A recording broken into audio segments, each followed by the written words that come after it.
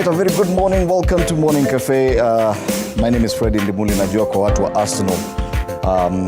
It's good that sisi kama Arsenal. Now let me tell you before you say anything else. Manchester ni moja. It is blue. Ndio maana nimevaa in honor of Manchester City. Wale Manchester the other side, forget about them. But then something to learn from this. If you want something done, you better do it yourself. Don't let anyone else, or don't hope that anyone else will do it for you. We thought that Tottenham would help.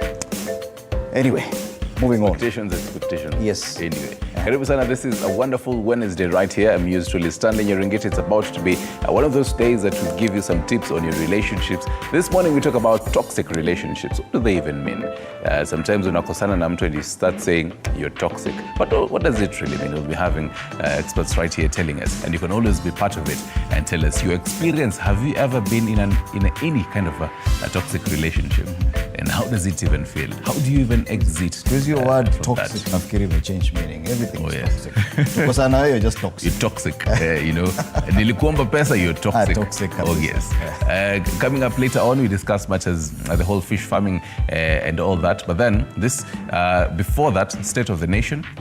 Lakini before hayo yote, a quick look at the dailies. Ruto gets a dose of Uhuru's bitter pill. They talk about something that the president is frustrated about. That's a big headline on The Standard.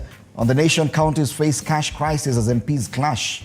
This is a dispute. Counties are staring at cash crunch. Should Parliament fail to agree soon on the amount of money to be allocated to them? Kwenye gazeti la Taifa Leo, mafuriko wasema bado ni mahangaiko kwenye baadhi ya maeneo tofauti nchini. Kwenye gazeti ya Taifa Leo, People Daily, fresh crisis as Treasury cuts 15 billion Kenya shillings for JSS. And you take a look at the whole education sector. So not only for the JSS, as well as even the school feeding program, they're asking, the Education Ministry is asking the Education Committee to ensure the 49 around billion. This is almost debilitating. Feeding program to be back. Bribery claims in CS Linturi probe escalator. This is what we were talking about yesterday, and that discussion continues even today. And I think most of the dailies have also gone with the image of that of President Ruto swearing in judges. Blacklisted loan accounts jumped 97% on costly credit. Wow. Madeni tu. Tuende huko Bongo, makali ya interneti kwenye gazeti la Mwananchi kule Tanzania. Yes. And they're really facing it. This is the third day in a row they're reporting about it since Monday, yesterday, and today, taking a look at how much it has. People in Kenya are complaining about slow internet. Them, they have nothing. It's completely dead. Makali ya internet. The same thing, how banks and telcos are tackling internet collapse in Tanzania. It is something that has, it is unprecedented. They've not been in this situation for a while. And I think it's a big deal for them. Into Uganda, the speaker's case again being reported, I think, for the third, it actually started last week, but then has really intensified getting into this week. They say, among assets, the government orders probe in UK. So get this, even the UK has really was tight-lipped on this matter. And when you're reading Ugandan papers and you see among, it's not the English word, it is the name of the Speaker of the Parliament in Uganda, among assets. Yes. The next one, the Daily Monitor. This is a whole other interesting bit. Should expensive proms be banned? It was a whole conversation that Kenyans also got involved in. They had a whole prom. That's a culture, okay, fine. I've never, I don't know much about proms. I don't know about you, Gen Z.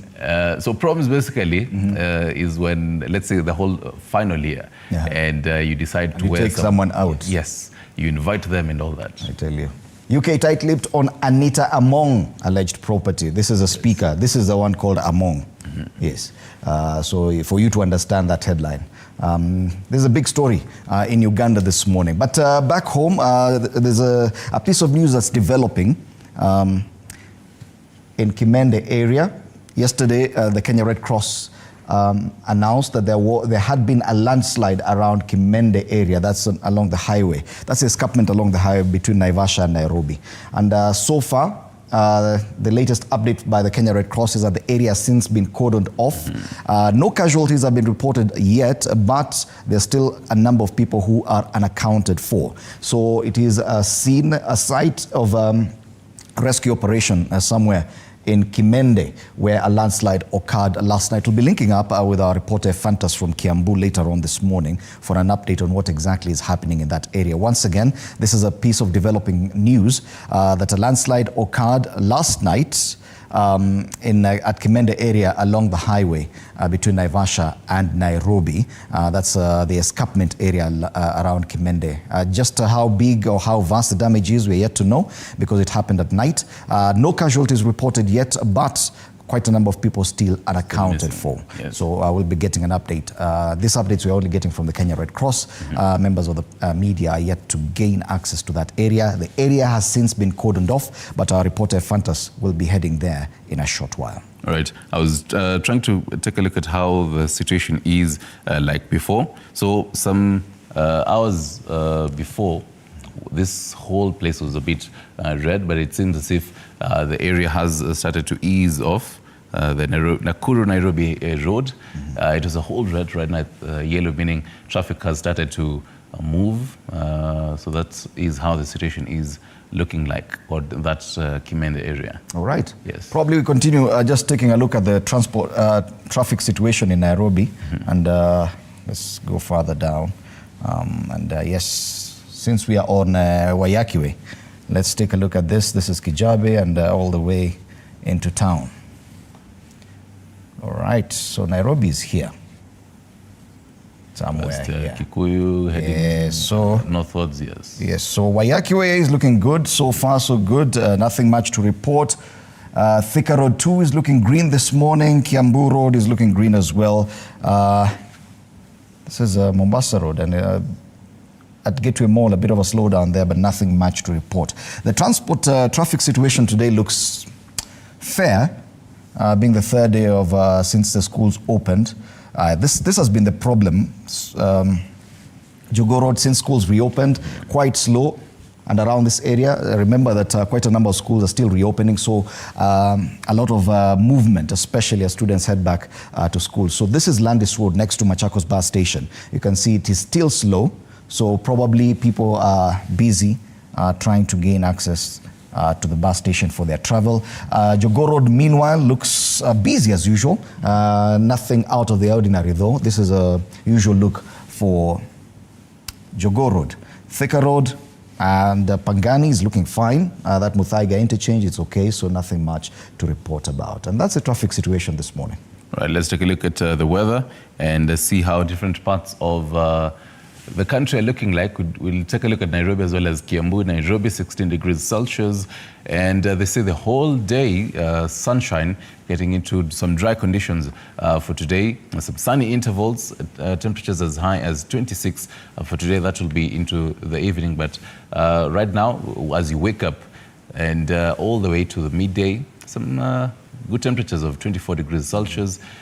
They'd probably say some light showers. Very light drizzle. Very, very light. Because even yesterday I predicted there would be showers. I didn't see any. So Though there were parts that... Very light drizzle. Yes, there were parts that it was lightly drizzling.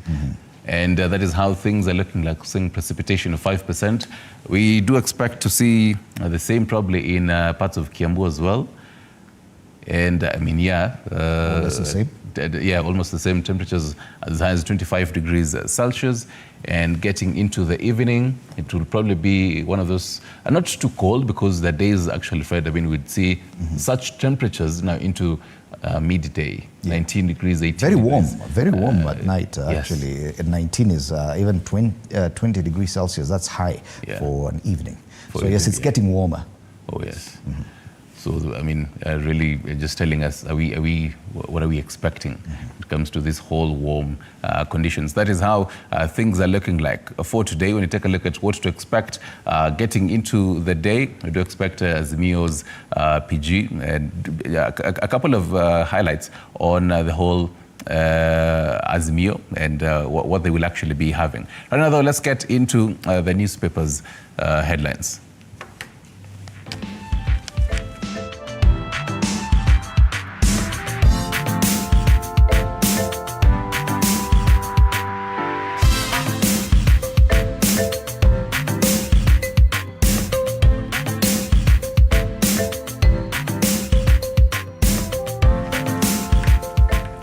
right, we start off with the Daily Nation. At least we have the hard copy. Counties face cash crisis as MPs clash. That's a big headline on the front page of the Daily Nation. Senators say governors have new financial obligations, including doctors' CBA. But there's a dispute. Counties are staring at a major cash crunch should Parliament fail to agree soon on the amount of money to be allocated to the devolved units. This follows the deadlock between the National Assembly and the Senate over the Division of Revenue Bill 2024, with the impasse now headed for mediation after MPs rejected a proposal to increase funding. Of course, the governors have been asking for more funding, 415.9 billion shillings in total, but the National Assembly has only approved 391.1 billion shillings. There's a difference of about 24.8 billion shillings, a whooping 25 billion shillings difference. That could be a game changer for the counties. And a picture there of President William Ruto and the newly sworn in judges, judges of the High Court. And yes, President William Ruto, Chief Justice Martha Koome, and members of the Judicial Service Commission after the swearing in of 20 new judges of the High Court. Something else that happened yesterday is that 8 advocates were conferred with the rank of senior counsel during this event. It is a special ranking among lawyers. Yes, the other headline, of course, on the front page, price stabilization lowers cost of petrol. The government yesterday reintroduced price stabilization. It makes me feel like laughing because they've always said, subsidy, never ever. Sisi, subsidy, sisi. Niema. Now, you see, the government yesterday reintroduced price stabilization, but we're saying thank you, actually. We're not really saying it's a bad thing for us. We are grateful for this. On super petrol, helping to lower prices by 1 shilling. The reintroduction of the subsidy lowered super petrol prices by a litre, per litre in Nairobi to 192 from 193. Diesel, whose prices have not been subsidized, dropped to 179 from 180. So these are fairly reasonable fuel prices relative to what was there earlier this year. There's a very interesting story at the bottom scroll, saying the woman tests validity of verbal divorce. The whole Qadhi's court. Oh yeah, in the Islamic faith, I think there's what they call pronouncement of the talaka. If you pronounce it thrice, then that's it. So the validity of the verbal divorce, commonly known as talak among Muslims, was put to the test at the Qadhi's court. You can read the story on page 2 of the Daily Nation. All right, and Kenya Kwanza signals the end of youth fund. That's also another highlight on the front page of the Daily Nation. The Affirmative Action Fund, which was created to support youth-owned enterprises to access low-cost loans, got 470 million shillings in the current financial year, but budget documents tabled in Parliament show it will receive nothing in the new fiscal year. So no more youth fund. Yes, and I mean, so because we're going bottom up, so maybe I think we're done with the bottom. And then I think the focus now is on the Hustler Fund. On the Hustler, so probably they're channeling all the money into the Hustler Fund. Flip the paper. Yes, and that's the main story on the back page. Youth Fund put on deathbed with nil budget allocation. If you're depending on the Youth Fund, well, there's nothing for it in the budget 2024 proposals. And yes, fuel prices drop by 1 shilling after state dips into stabilization kitty. Let's call it stabilization kitty, not a subsidy, because we said Niema. That's the Daily Nation today. On the Standard, one of the biggest stories that you'd probably highlight and just attract to your eyes if you love bread is Red on Bread. The Kenyans peanut increasing taxes. That's at the very bottom scroll on that paper before we actually get to the big other big stories. So they say taxation proposals for the 2024 budget spark outrage, with Kenyans saying Treasury's bid to raise more taxes will only serve to push essential items out of reach, to reach a point where you're buying the medium-sized bread at 100 bob, because currently it's about 65 shillings. It's about to be tough. The big story, Ruto gets a dose of Uhuru's bitter pill. They say what goes around comes around. At the height of his second term, a frustrated President Kenyatta publicly complained of how his deputy was forever campaigning and neglecting his DP role. During this year's Labour Day, it was President Ruto's turn to take a swipe at leaders he said were always seeking popularity instead of serving Kenyans. can take a look at that on page 4. And what also quoted there, the quotes, President Ruto's in 2024, as well as former President Uhuru Kenyatta in 2022. On the right, toxic air, Athi River residents battle sickness.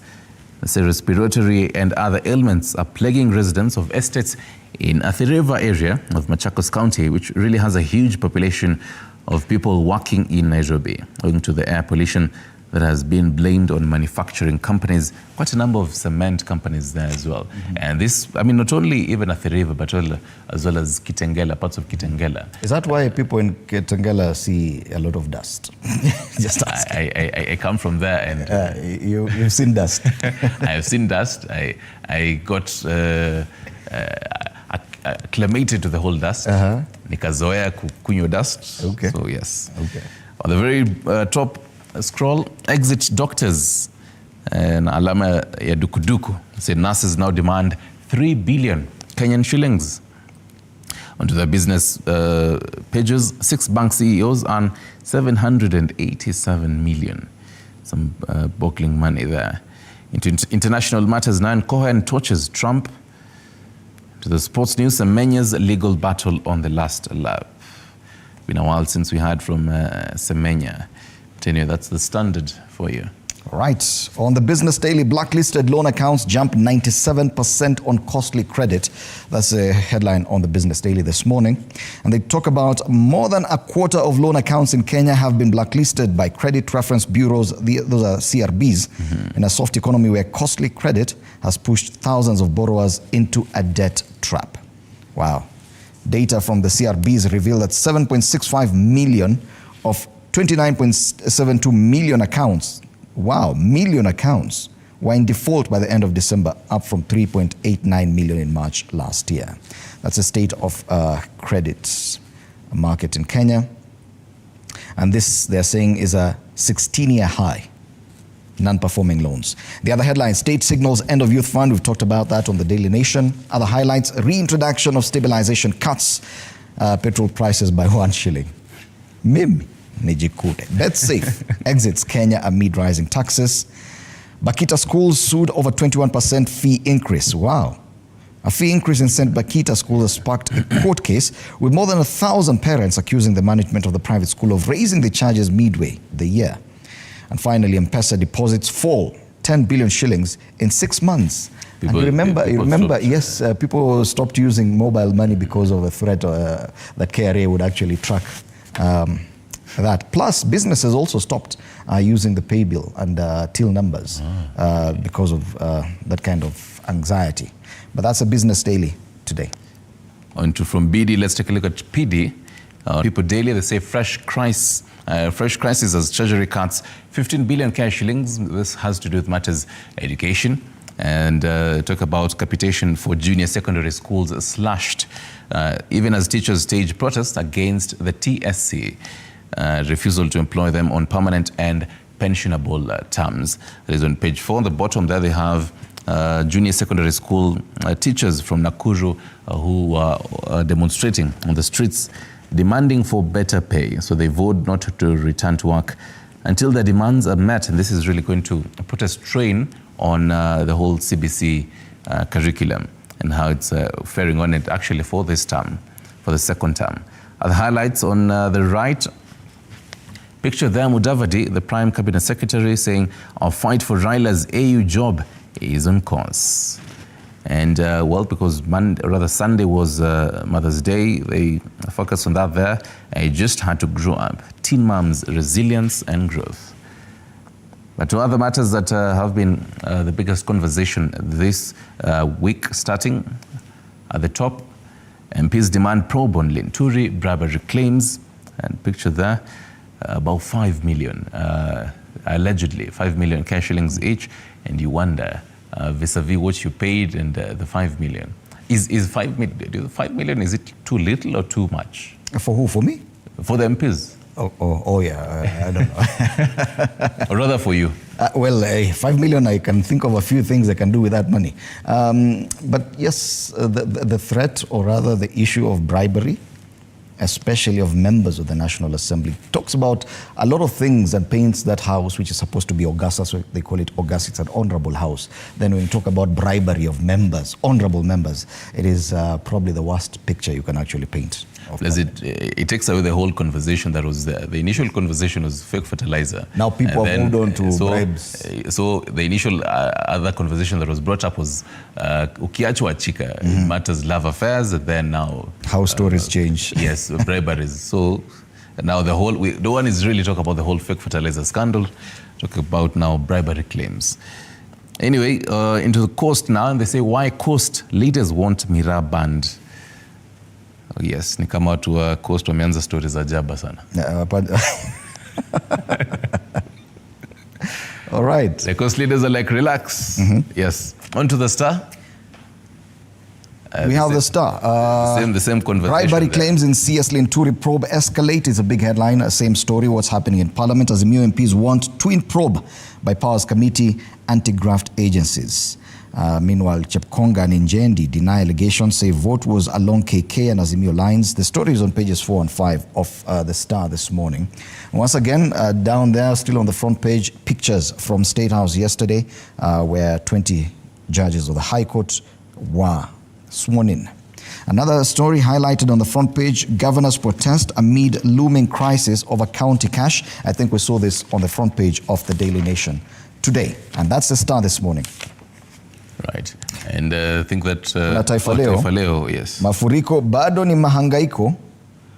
Habari kuu pale kwenye ukurasa wa mbele wa Taifa Leo anasema ni hali ya kila mtu na Mungu wake baada ya amri kutolewa wahanga wafukuzwe shuleni walikokimbilia.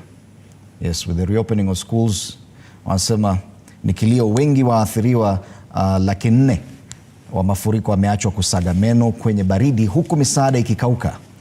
Familia zilizoahidiwa shilingi 10,000 kila mmoja bado hazijapokea pesa hizo. And it's very sad when politicians come out and make such declarations and then it takes forever for that money to get to these people. People who are displaced and were actually setting camp in schools but had to move because the schools are reopening this week as well. It is a big story there and a very rather disturbing image of the flooding situation on the front page of Taifa Leo, and that's one of the flooded areas. I think that's a river next to an informal settlement. And the damage that this has caused in Mukuru Njenga. Yes, the demolitions that the government has actually conducted, especially in areas like Mukuru. Yeah. So all those people who used to live next to this river had to move to schools. These are part of the 400,000 people who are affected. Now their houses have been demolished. They've been told now go to schools. Schools are reopening, so they're told now, Hama. Where you're going, we don't know. But we'll give you 10,000 bob, but that 10,000 bob never came. Check M-Pesa. Check M-Pesa. But I mean, it's going to be interesting to see if they're going to have probably monthly or how they're going to be sending them that money, because 10,000, and you take a look at a family that has about 5 children, it's not really enough for them. But it is something. At a time when you're at your lowest there. Exactly. On page 19, I know do not after yes, the cartoon on the Daily Nation. Yes. Page 19 of the Daily Nation, the discussion about 1 man, 1 shilling in Mount Kenya features there. And there's and they draw a parallel between what happened last year when this same proposal, not last year, before the 2022 elections, when this proposal was contained in part of the BBI, and you're seeing that there's a naitwa Soja, amefungia former president or retired president Uhuru Kenyatta, who had backed this proposal. Many opposed the BBI, but now you can see the reintroduction of this, especially in the mountain. So 1 man, 1 shilling ahead of that Limuru 3. That's a cartoon on the Daily Nation. Do you have the cartoon on the Standard? Or I do have both of them on the Standard. That's Harry. The cartoons on the Standard look very different nowadays. That's Harry, the cartoonist. The new one. And they have that gentleman there. I think we can take a look at his face and probably see who it is. But it's in yellow and sitting on a wheelbarrow, so you can tell who it is. The man on the hill, and just praying and saying, brace on, we've got ground to cover. And the whole Finance Bill 2022, actually, it is people carrying him all the way to a very probably loose bridge, and they're heading into tough financial bill 2024. Then there's financial bill, I think 2027 there. And then uko juu kwa mlima, let me zoom in and see astronomical financial bills 2022 etc. Wow, very treacherous trek up the hill. Up the hill. For guys carrying that person who's sitting on the wheelbarrow in yellow. Sijui ni nani huyo lakini Harry. That's Harry's take. Let's take a look at Stanu's take on People Daily. It has to do with what we were discussing yesterday. From fake fertilizers, now we're heading. It was just immediately the same, just the next day, we got into this conversation. The common Mwananchi staring at a school at the gate, and just outside it is Republic of Kenya, Ujanja Mingi Primary and Junior School. Motto is Karada. And you realize that after the gate, there's nothing. It's actually a park. Yes, and a gazelle there. Yeah, it's a non-existent school called Ujanja Mingi. Yes. Primary and junior school. And the common Mwananchi saying we started with fake maize, ghost workers, sugar and fake, or rather sugared fertilizer. Now we have fake schools. What a fake country. Wow.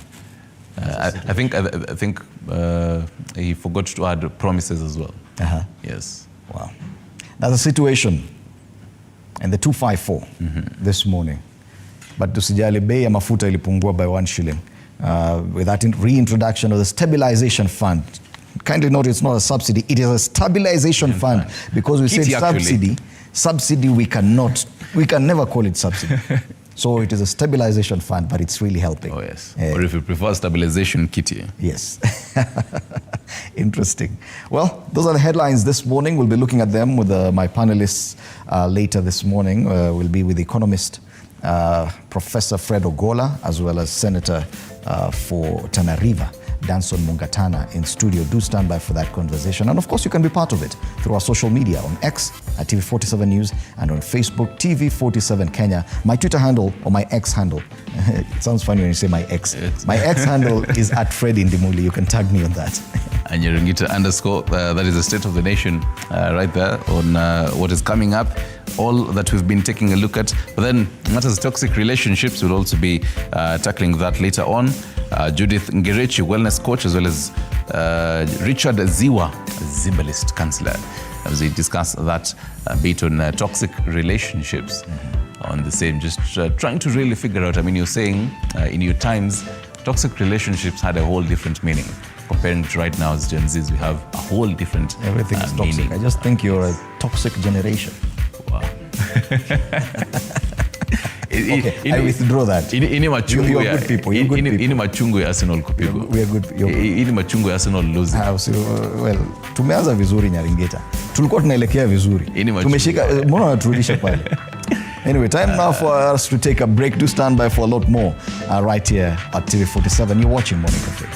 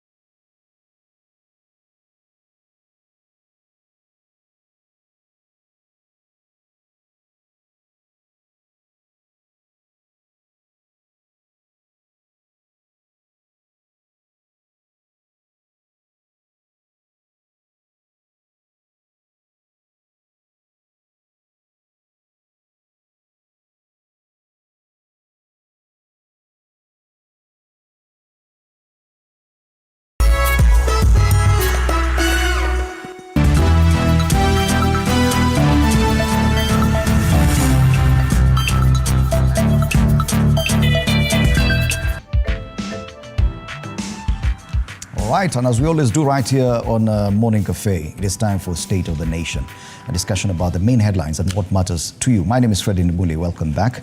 I'm in studio with Professor Fred Ogola, economic and governance expert. It's good to have you in studio. Thank you very much, Fred. Yes, the discussions happening right now are quite concerning.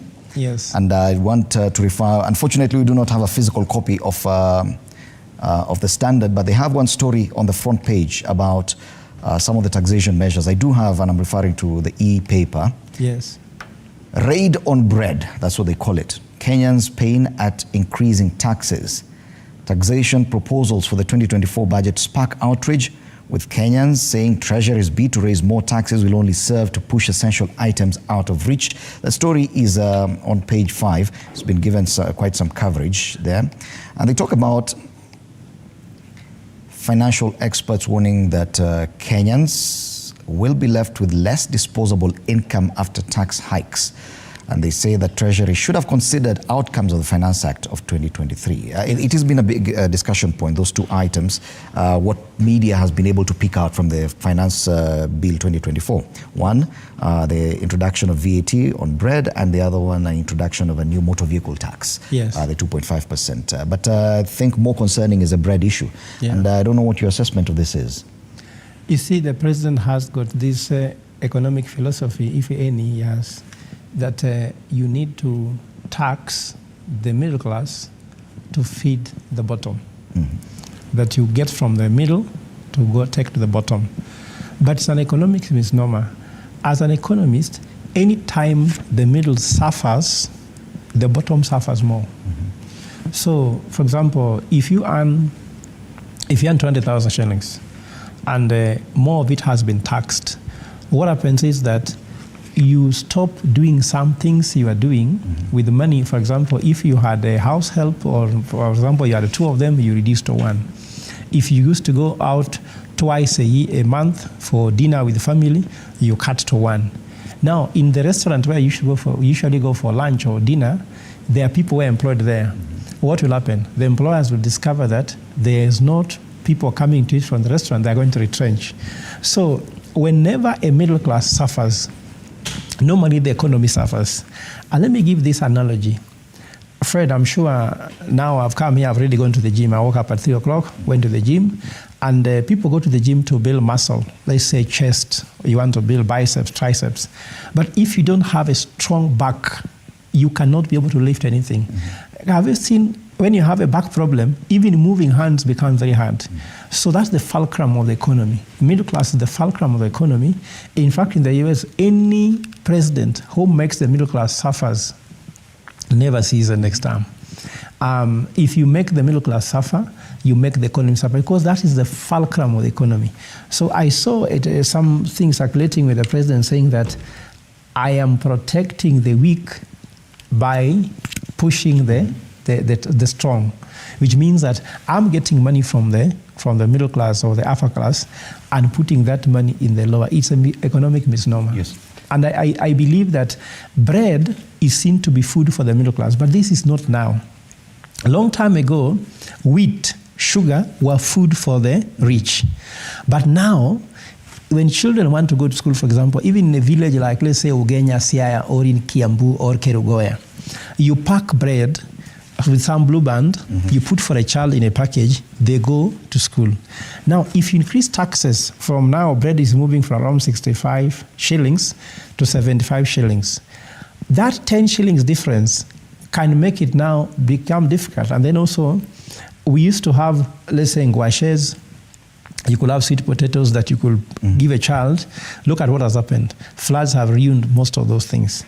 We used to have, let's say, you can call it a cassava that you could boil and put in a bag for a child. Because when I was growing up, I used to boil cassava. My mother could put for me in the bag. I go with you to school. Now those things are no longer there. People have relied more on bread, and bread has become everyone's food. It is no longer a luxury. Even sugar, but even cars. If you overtax a car, what happens is that in the end, what happens is that very, very few people will start now buying cars, isn't it? Cars are... Would that be the intention, that probably we have too many vehicles probably in some of our cities, especially in Nairobi? No, but you see, the middle-income economy, which is the Vision 2030, foresaw that every Kenyan should be able to buy a car. At least they have a choice to buy. They may want to buy or not. But look at the car industry. Have you seen the car yard? Mm-hmm. There are some people there who are wiping that car, isn't it? There are people employed to drive them in and out. There are people who maintain this car. There are mechanics who are working on it. There are people who change the oil for the car. When those people, when you tax the middle class that they start walking, who will be doing that work? A fuel station will reduce the number of fuel attendants. A car yard will reduce the number of those attendants. You are killing the bottom by weakening the middle class. Okay. Now, of course, we've seen the effects of the finance bill of 2023. We've been talking about it since it was passed last year. And many would have expected that at least in the next finance bill, there would be some relief. Yeah. But it would appear the government is not going for any sort of relief. What kind of impact should we expect on from additional taxes 2 years consequentially?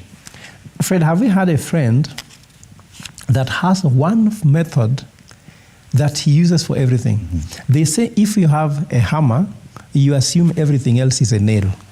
So for William Ruto, he believed taxation is his ways to get money and to collect revenue. So every time he looks at, what can I tax? He just sits in State House, he looks at all the data coming to him, how can I tax so and so? And we have seen that it has not given us more revenue the way we expected. So we also expect that there will be less revenue collected. The targets will not be met as we think.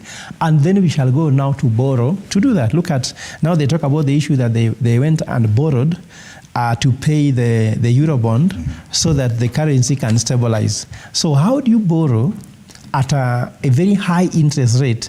So we shall find more borrowing happening after this. We expect that.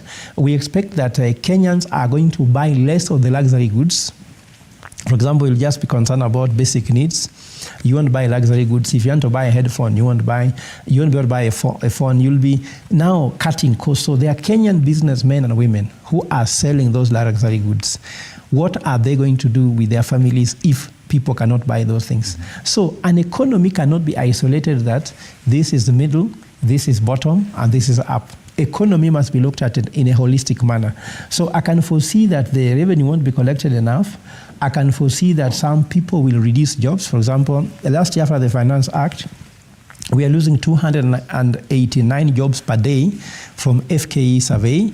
We will lose more jobs because creating more white-collar jobs will become more expensive, but you're going to create more casual jobs. So how do you kill full-time jobs, or if you like, the white-collar jobs, at the expense of creating an economy of people who are casual laborers? Mm-hmm. And then this will create a lot of problems. Now, we want to reduce the wage bill. These are all bad policies because when you reduce the wage bill, you also discover that very few people can be employed, because when you are my father and you tell me you're going to reduce the wage bill and I'm not employed, you're telling me that those who are not yet employed cannot be employed, because you cannot reduce a wage bill and increase the number of employment we are creating. So there's a lot of misnomer. There's a lot of schizophrenia whereby they speak this way, but their action actually take us that way. Mm-hmm. And the time has come when Kenyans are wondering, how more time do you need? Because you hear this thing people saying, if you have a cow, this cow has not drank water. It has not been fed. It has been rained on.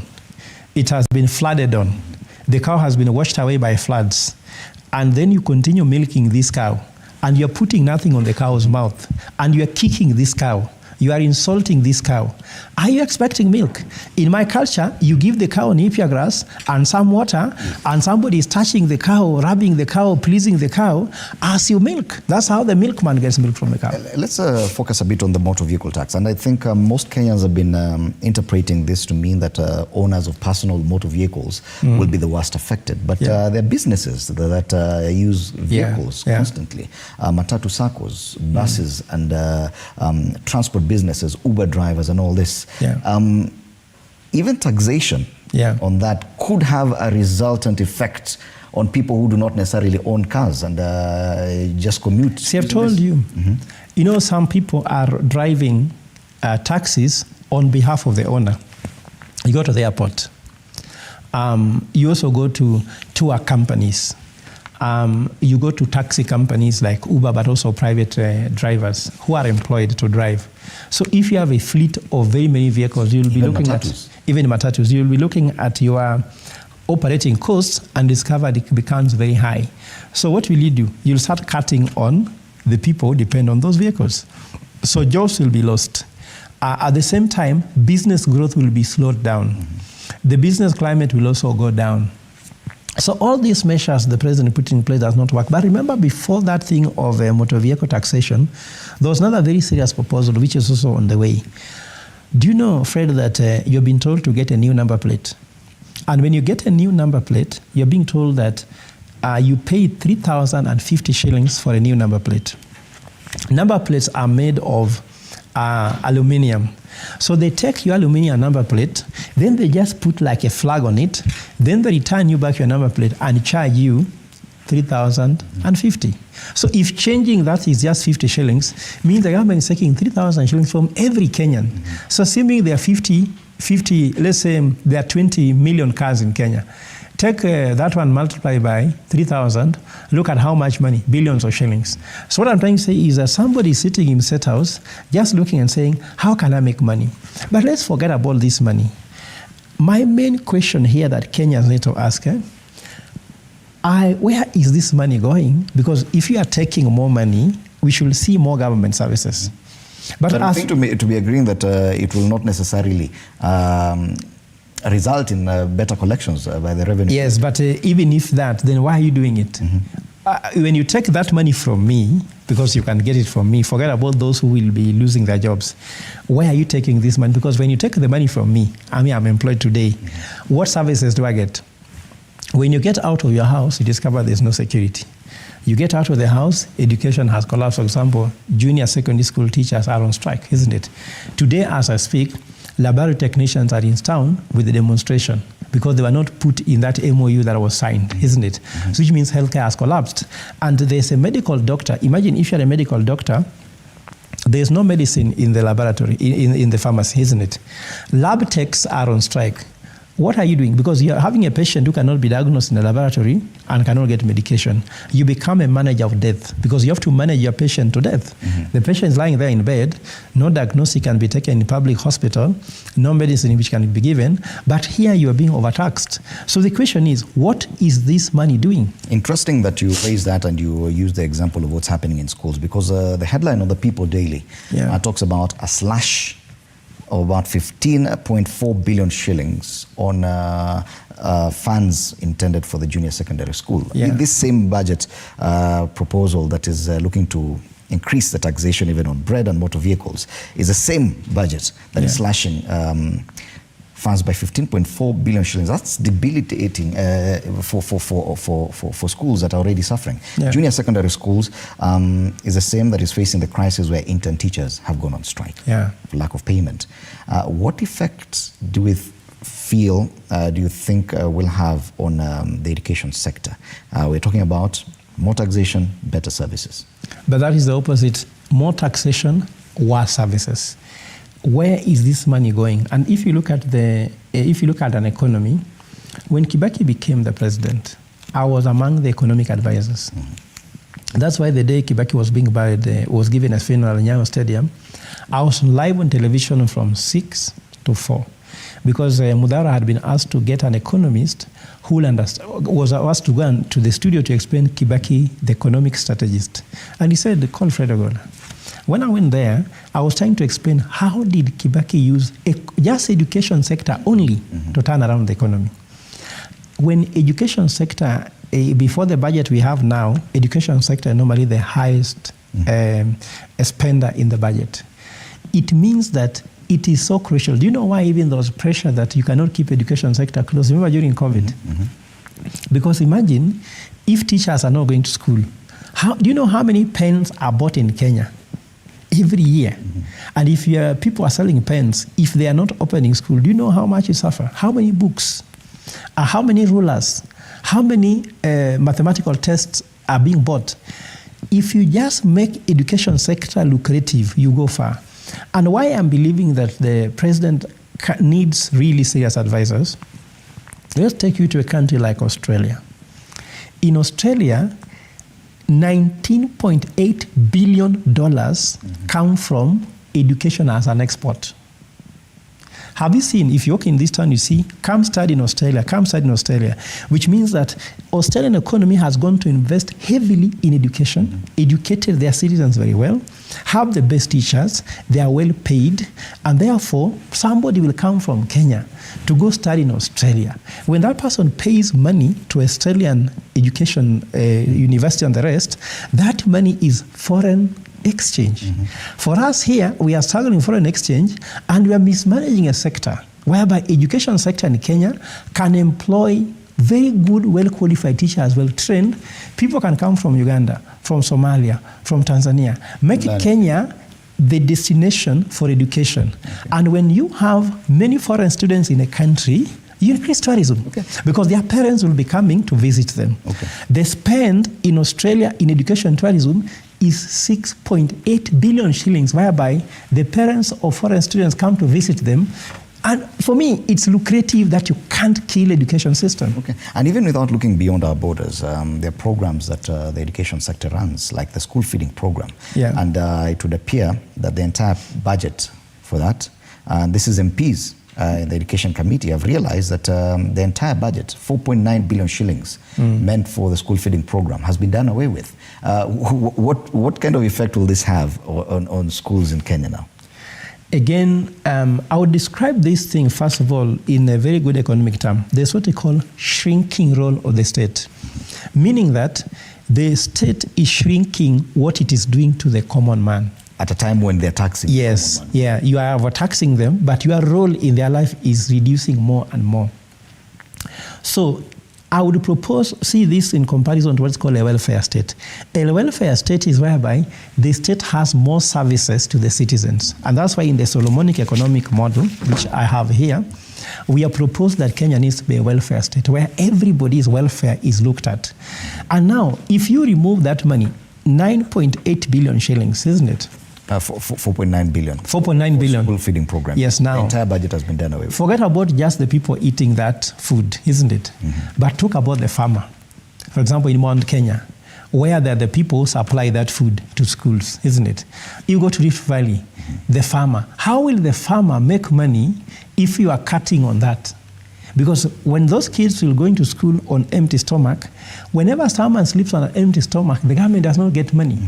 The people who sell the food they're supposed to eat also does not make money. In fact, I would say this, a government should know that whenever they give money to the citizen, then they become richer. Show me a government with rich citizens, and I'll show a government with a good economic performance.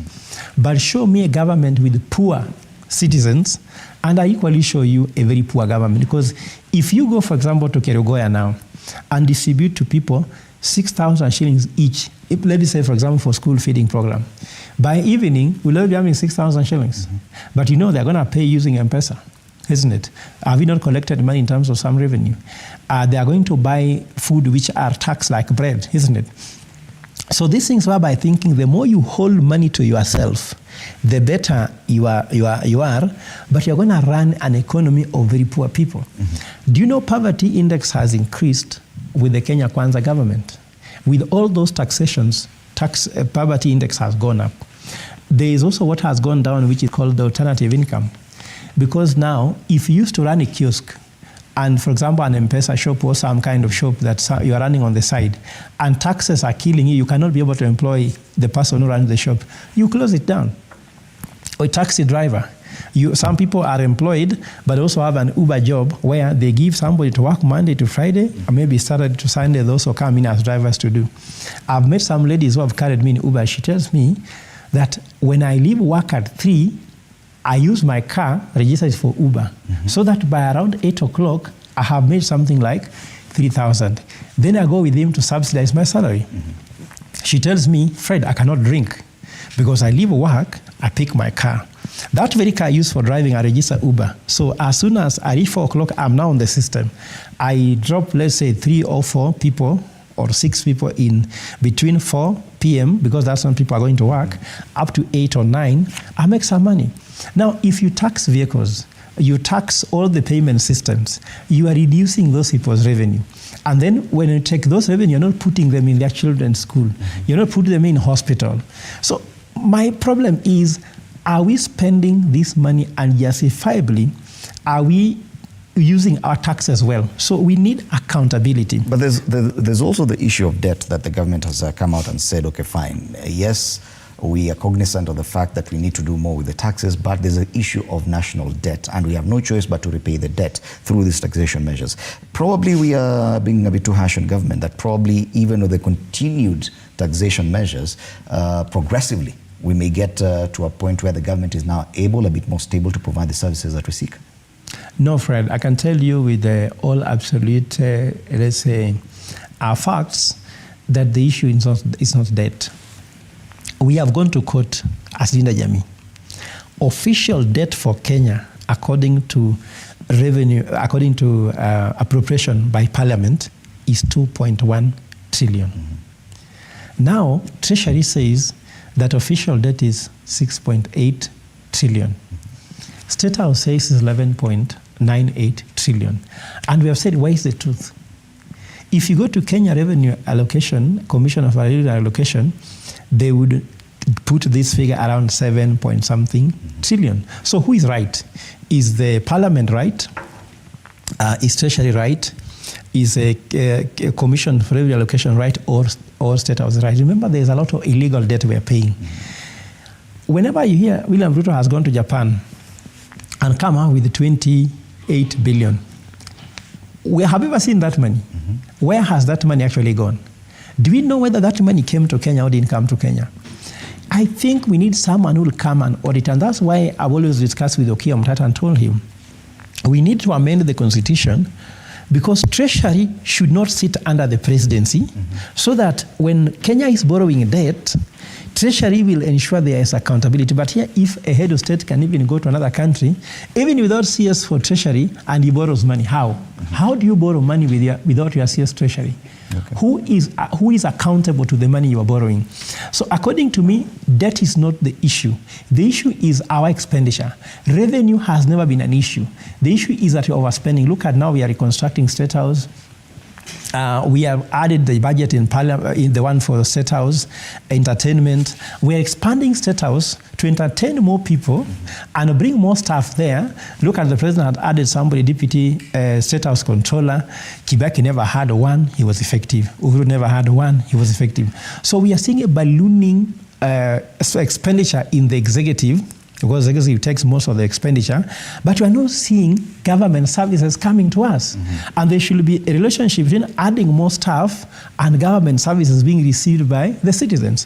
And that's my main concern. Okay. Yeah. Back to the education issue, and because we are at a time when we just come from a health crisis. Yeah. Doctors, in fact, we can't say we are from it. Yeah. Doctors, yes, are back at work, but we still have a lot of health workers still on strike. Yeah. Nurses are threatening to join. Yes. Clinicians are still away from work. It's the handling of some of these key elements of this society and the economy by the government that I'm more concerned about, much as education. Yes. Just talking about budget cuts, serious budget cuts. The health sector is in crisis. Agriculture and the fertilizer scandal that we are now moved from the main discussion about the fake fertilizer to allegations of bribery in Parliament. Is this government,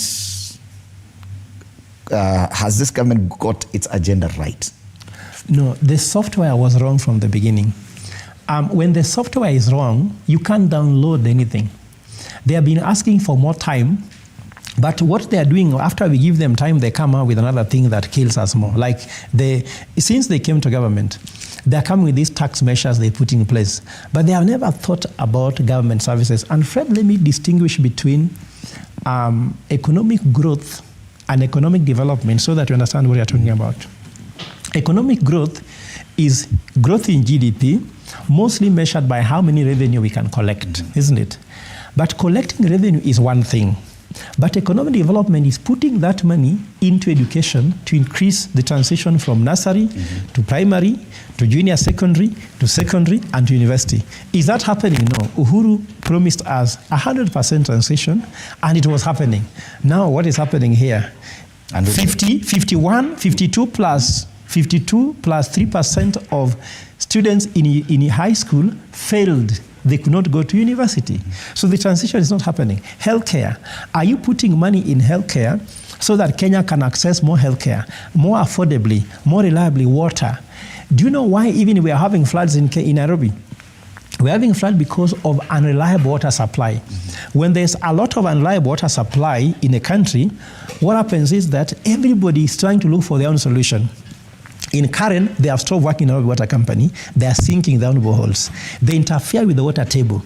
When you interfere with the water table, that brings flood. That's why the floods were very harsh. You know, as scientists, this one we know. I have an expertise on city planning and urban policy. If we had a more reliable supply of water in all our cities, no one will be sinking so many boreholes. Do you know how many boreholes are in this area? And do you know what's happening? Do you think God created this world so that we can sink boreholes? And we interfere with what God had planned, and nature is very unforgiving according to one known Professor Wangari Maathai. Okay. If you touch nature, nature gives it back, and it is very unforgiving. That's why that happened. Then also building riparian land. Corruption is a problem, because for you to get a certificate of construction, you need 4 agencies. The NEMA, you need the National Construction Authority, you need the county government planning, the 4th one I've forgotten. But if these people are giving certificates to someone to build in a riparian land, then water wants to pass where it always passes. Then water finds that that path has been stopped. Then water turns to people and sweeps them away. Okay. So are we thinking about Kenyans in everything we do? And I can end by saying, corruption has a negative impact to everybody. Let's say, Fred, if you start by saying, before I come to this studio, I have to bribe you, isn't it? Now, when you get that money, to take your child to school, you have to bribe somebody. To go get a gun, you have to you realize that if you are spending 200,000 shillings to bribe other people, even the money I'm giving won't make sense. But if all of us live a decent life where there is no corruption, it is a positive sum to everybody. Okay. And this conversation continues. I need a direction on whether or not we are set to go on a break or we proceed with the discussion. We should be welcoming Senator Danson Mungatana onto the set as well as we continue with looking at this. So we've just been going through the proposals for the next budget, the finance bill of 2024, and getting some of the sentiments that Professor Fred Ogola, an economist and governance expert, has on the same. In terms of bread, he says, yes, that is trouble in the making. So, is it time for a break? Yes, let's take a short break. We'll be back with Morning Cafe.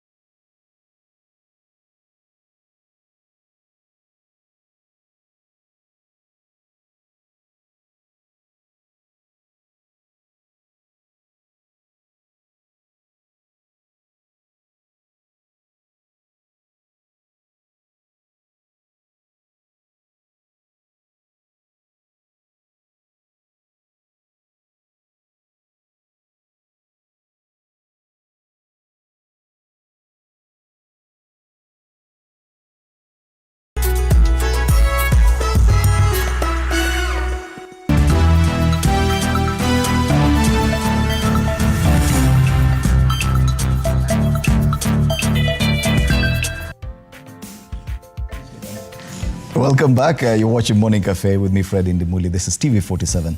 I'm in studio with Professor Fred Ogola, economic and governance expert. And joining the panel now, Danson Mungatana, Senator, Tana River County. Karibu sana. It's good to have you in studio. Thank you, thank you. Fred. Just before the break, we were just looking at assessing some of the sentiments that the professor has with regard to the finance bill 2024 Yes. and some of the proposals that have really generated quite some debate. And I think it's only fair that we get your sentiments as well. Two things come up. Yeah. One, introduction of VAT on bread, Yes. and then the introduction of 2.5% tax on motor vehicles. And those two have really generated, I think that is what the media have picked up. Correct. Of course, more proposals coming up. I've just seen that probably even in as far as education is concerned, the budgets, the entire 4.9 billion shilling budget for school feeding program has been done away with. Yes. And JSS, which is already troubled by intern teachers, a 15 billion shilling budget cut for that sector as well. Yes. So what is your general assessment about the proposals made in the finance bill of 2024?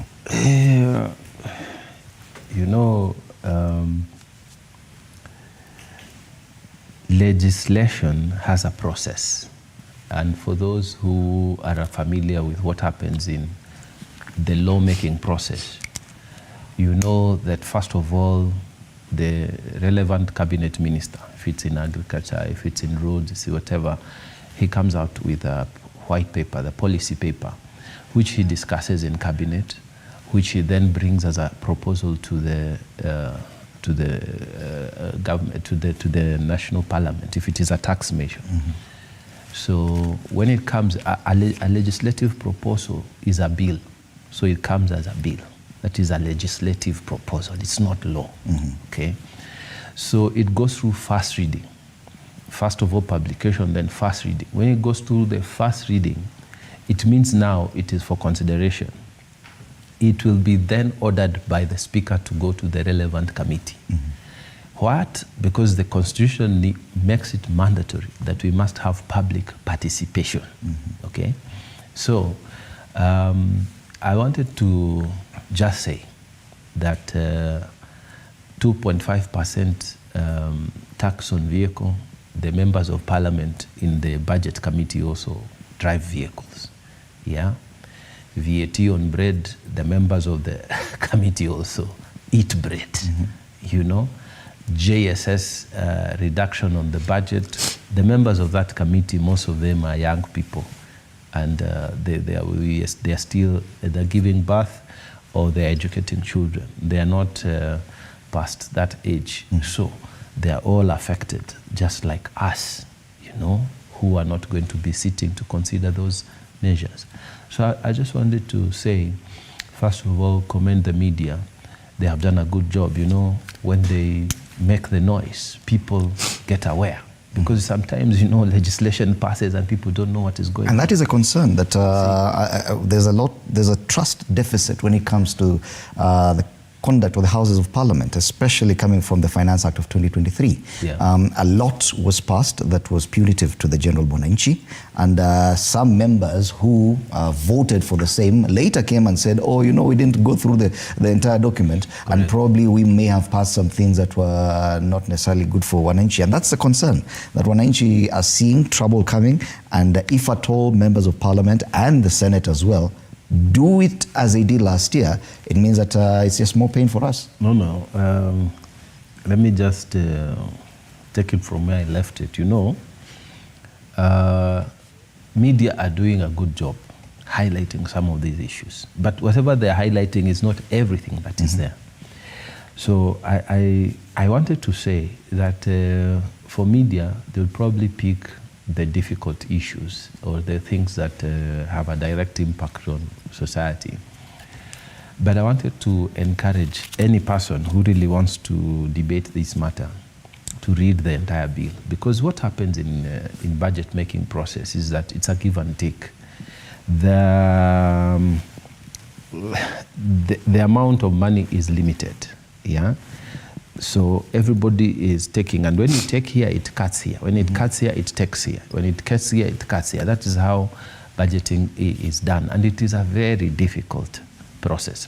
So what I want to say is that inside that proposal, the legislative proposal. There are good things and there are bad things. So let me just say, there are things that affect us negatively and there are things that affect us positively. Like now, there are some rebates that were given on the affordable housing proposition. Now, according to me, we need to give time to the, yes, let's make the noise. Yes, let's talk about it. Whatever the media is doing, 100% I'm with them. They must highlight that this is going to hit us, this is going to hit us. And this also gets a response from members of parliament, because when you talk about it as media, MPs... We talked about the Finance Act of 2023. It did not get any proper attention from the members. That's a concern. I can assure you, Fred, that they actually looked at it, because I remember very much chairman of Finance Committee bringing back proposals on that budget, if I remember, that revised some of the things that had been of concern to citizens of this republic. So I know that, you remember when Dindi was being asked by the media about the things you're highlighting now, what did he say? He also said, like I'm saying, that a legislative proposal is just that. It's a legislative proposal. Yet we've heard and we've seen one of your colleagues famously say that this will pass without removal of either a comma or a full stop. That kind of approach from members of the National Assembly or the Senate is what is boring us. No, I don't think we should be negative about this. I think what we should do is to put the debate forward, discuss those issues, and then I wanted to say this, which is very important. And I hope Kenyans are listening to me. Kenyans listening to me there must now learn that your proposals need to be heard by your government. And if you're not happy what that government is not responding to you, you have mandate to remove those people who are not listening to you.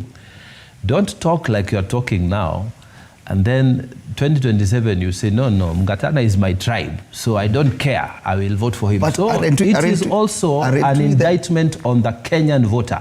And I want to say this, let us debate this, and I hope we will debate the same things when we come to the election year. And let's stay with the conduct of the Houses of Parliament, which is an honorable house.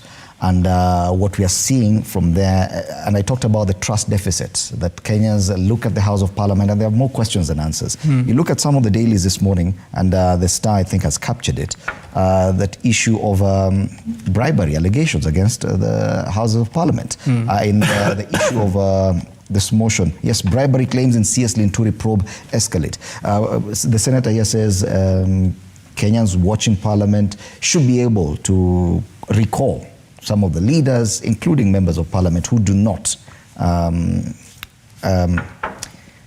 go with what they want. But what we're seeing now, are you hopeful with the conduct of this 13th Parliament? Yeah.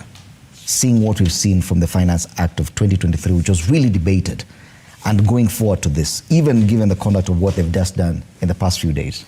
Yeah, before I tackle your question, let me tell my brother here, Honorable Mgatana, that I'm so disappointed when he says this, because, Honorable, do you know that I worked in Ngao, I worked in Tarasa when I was a missionary there, and when you're telling us that MP are also being taxed, I worked there when there was no telephone line, there was no electricity.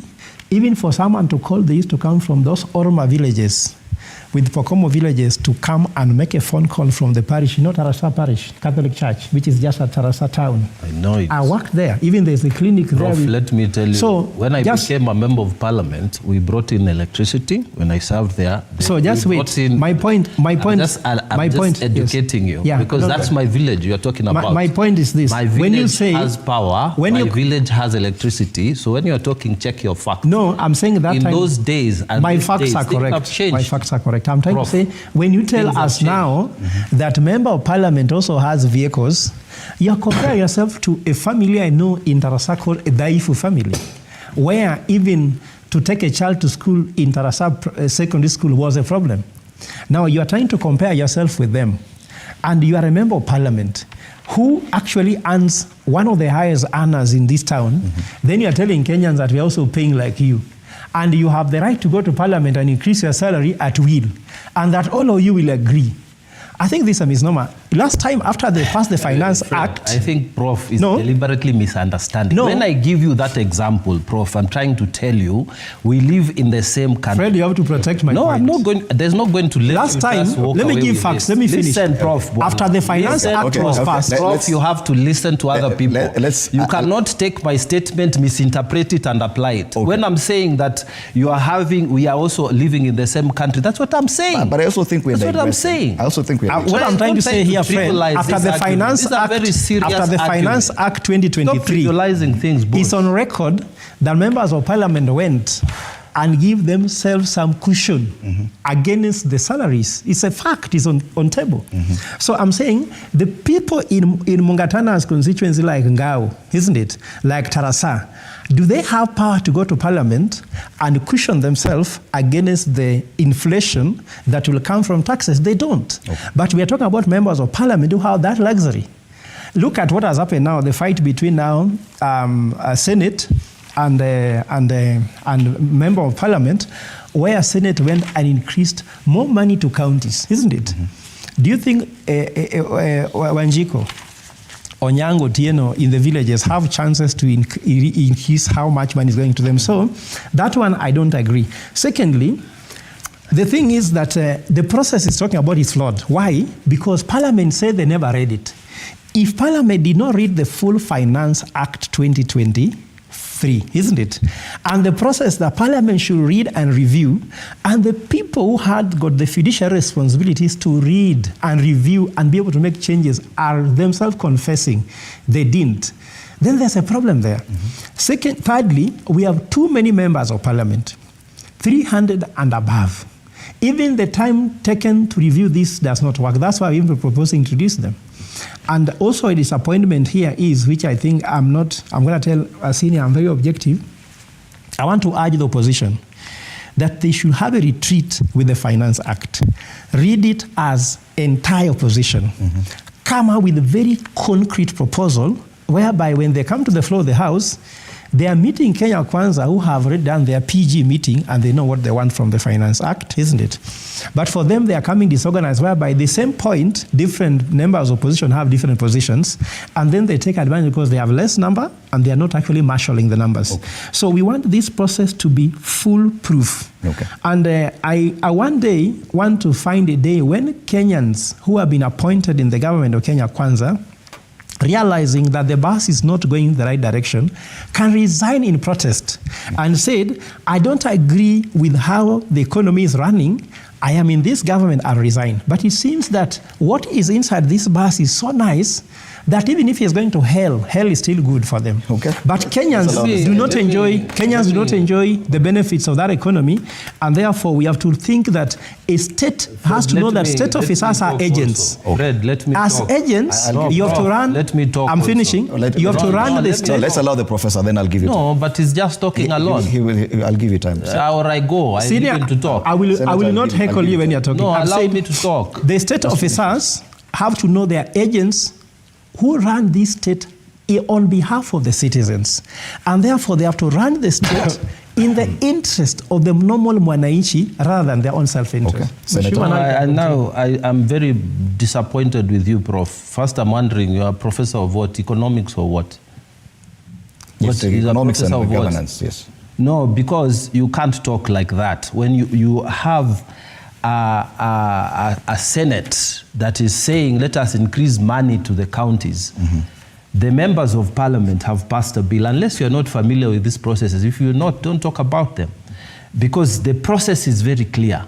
The MPs have brought a bill saying counties should be allocated 391 billion for this year. We are saying, no, they are not, that's not enough. We should have 415 billion for the counties because of the responsibilities. He is equating that to increasing the amount. He is equating that to a person staying in Gao or Tarasa, cushioning themselves. First of all, he should know, if he is as professors, that the increments are not done by... There is a law. Even now, looked at what was happening yesterday, you would that the former president, he is collecting this amount of money. Vice President Kalonzo of Musyoka is collecting this money. Raila Odinga is collecting this amount. And they are being cushioned because there is an act of parliament in existence. It's not something that people went to parliament and did, surely. When we are talking to the public, can we specify the facts we are talking about? When you move away from the debate and start talking about things that don't exist. When you say people should resign from government, or the bus is going the wrong way. So what happens? You know how much it costs to run an election? Just run an election, one election. Does it make sense to all of us bring down the government? First of all, by the way, all that period of time when you guys are out, government will run. So the executive will have no oversight at all. I'm saying that the issues we are raising here, let us look at them in a very sober manner. Yes. If you are not agreeing, if you are not agreeing with the tax measures, you have your member of parliament. Talk about. It is a confidence. It is a confidence in the members of parliament that I'm talking about. If you don't have the numbers, make sure that next election you have the numbers. If you don't like the president, make sure you vote for your president. But that's not the issue, Senator. No, that's the issue. No. That's the issue. We gave the example of what the members of parliament said. Most of them were in Kenya Kwanza about the Finance Act of 2023 that they did not read. It is that trust deficit that will they scrutinize it better this time round? I'm just telling you. I'm talking to you like a very reasonable person, but then I think now you are ruffling me. Listen, when you go and you are doing your work as press, and you are making these important points, that look, you are taxing cars, look, you're doing this and that and that. Members of parliament who read those papers, members of parliament who listen to their people, who come with those proposals to back and tell Kimani Kuria in the finance committee that this won't flow, this won't fly, this won't fly. Now, when in the last one, that some of the issues were passed, some of the tax measures were passed, specifically some members here in Mount Kenya who went to say e-teams should not be applied. Yet they passed it. They passed it. They looked ridiculous, And so it is upon those voters who are from there to ask themselves, what kind of a member of parliament did I vote? But also, what happened after that? DP said that we are going to have a look at what is happening, isn't it? But now come to that question of trust deficit, yeah? You are saying that there are some members of parliament who don't scrutinize everything, yeah? Admittedly so. They say, but there's a finance committee. There's a budget and allocation committee, okay? The whole house, this is how parliament works. If it's a matter, let's say, in agriculture, if it's a matter, let's say, in energy, it would come to that committee. That committee has expertise and has everyone there to debate, and even they listen to stakeholders, okay? So when a recommendation comes from the committee, and I'm telling you because this is what happens, when a recommendation comes from the committee that says, look, we need to pass this, we have looked at it, we went to Mombasa and studied everything, and you need to pass this. When it comes from the committee, it is not the same like when it comes freshly on the table. I don't know if you understand, Indimuli. Because when it comes from the committee, people have the understanding, the members of parliament have the understanding. If Indimuli is in that committee, because normally they pick sort of like bias towards certain areas. For say you are an economist or you're an agriculturalist or you're an engineer, you'd be placed in areas that are familiar with your profession or whatever. Then if you come with a report, and me, I'm say a lawyer or just a businessman, I would have more faith that if Indimuli has looked at that thing, I will look at it, of course. I will debate it. This is my duty. But the likelihood is that he has spent more time than I have. I hear you, Senator. I hear you, Senator. Yeah. But even away from the budget-making process, the conduct of these committees has been brought into question. And I'm just drawing a parallel with what has happened. I agree. And it's there that on an issue of national importance, like the fake fertilizer and a motion to impeach the CS in charge of that a committee voted against even what the whole House would have wanted. And most MPs have said, if at all it was like the Senate where sometimes such probes are taken to the plenary, it would not have gone that way. Now we're seeing some of the headlines talking about bribery allegations within an honorable House. And concerns are, the Senator says that the committees are able to scrutinize things better.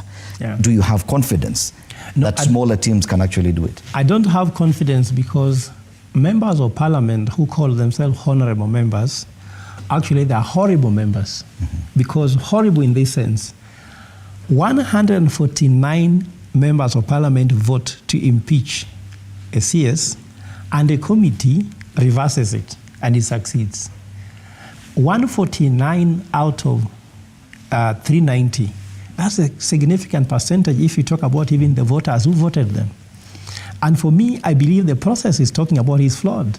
In fact, the processes that members of parliament have put in place is to stop them from doing what they need to be doing. Even if you look here, there's a belief that unreflective life is not worth living. Can you imagine, Fred, you wake up in the morning, you do things a certain way, you end up with no dinner. Tomorrow you wake up, do the same way, you have no dinner, and you don't reflect. So what have we learned from the Finance Act 2023 so that when now we are doing 2024, we know lessons that learned? For example, the reading process. He talked about a budget policy being in parliament, isn't it? Kenyans are now reviewing a Finance Act, but how many of them have seen the budget policy that was sent by these people?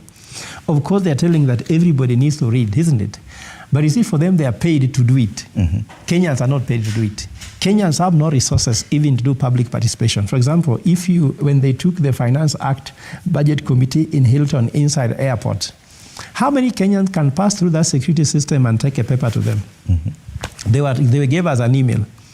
Do you know how many people can access an email? And if you have to access an email in cyber, you have to pay for it, isn't it? For them, they even have research assistants to do all this work for them. And they still don't read.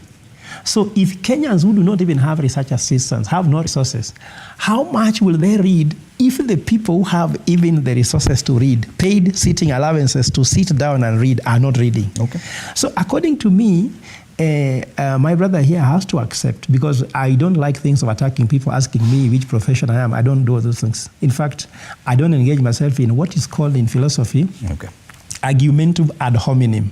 Is an argument to attack the person. We have to focus on the point and ignore the person. Let's all move forward. So what I'm trying to say here is that move from that. Senator, let's all move forward from that. These are not honorable members, these are horrible members. I urge you, gentlemen, let's move on from that. For us to have a reasonable debate. No, but what is that? To be consequential. And then you are the same person saying, I don't know philosophy. For the sake of our viewers, that argument will not help anyone. I know, but Fred, tell him to learn from his own philosophy. And that's why I'm arguing. You can't say that and then you are saying these are horrible members. Let's go back. I will get back Senator, at you. let's go back to the issue of the conduct of committees.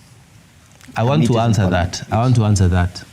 Listen, there is an allegation on the table by 2 or 3 members of parliament that somebody approached them and somebody offered. I read one particular member of parliament who is my friend because we play basketball together in the team for parliament. And he said that somebody approached them, and it's in public, you know. They offered them 2 million. Then they offered them 5 million. He said that in public. Now, it's an allegation, Fred. It's an allegation. But it opens the door to the fact that Kenyans are saying that these committees are open to influence. Let me finish. It's an allegation, okay? Whenever there is an allegation, there is a process to follow. We may not like it. I may not like it. I may not be comfortable with whatever they did or those allegations are saying. But I'm telling you, Fred, even if today, I wake up here and shot you, you know, there is evidence, but it is still an allegation until proven. What about perception? Perception, there's the public court and the normal court. Yeah. So I will tell you, perception, that is a different matter. We are talking about a different matter now. But an allegation is an allegation. Because the issue here is a trust deficit. It is about trust. And trust is not even about what will be proven or not. So it is about perception as well, Senator. Let me tell you, this country has laws. You see, if you have a problem, go to DCI and make the report so that the processes are invoked. As to whether the truth will come out or not, you know, when we are talking about the truth, we are talking about God and religion, okay? When we are talking about evidence and the truth, those are two separate things. Because it could be true that I did, but there's no evidence. So what I'm saying is, if indeed people took money, that's a very sad occasion, because it is a disrespect to the trust that Parliament puts in you. Because when Parliament votes you as a committee to go and investigate any matter or to go and carry out an inquiry, Parliament has put the trust in you.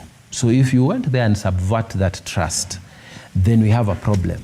Let me finish. It is the same nation, Fred, that has judges who are rotten.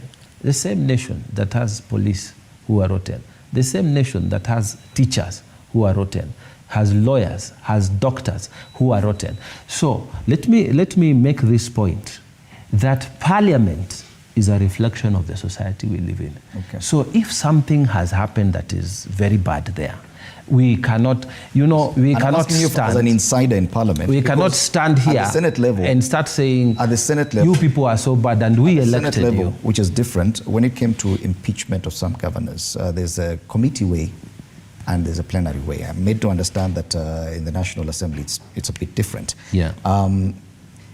Is it an indictment on some of the processes of Parliament that probably committees are open to undue influence from outside, as compared to the plenary, that smaller teams are easier to influence? So let me give you the procedure. For Senate, the impeachment motion, when it comes from the county assembly, let's say a governor has been impeached, it comes as a question to the House.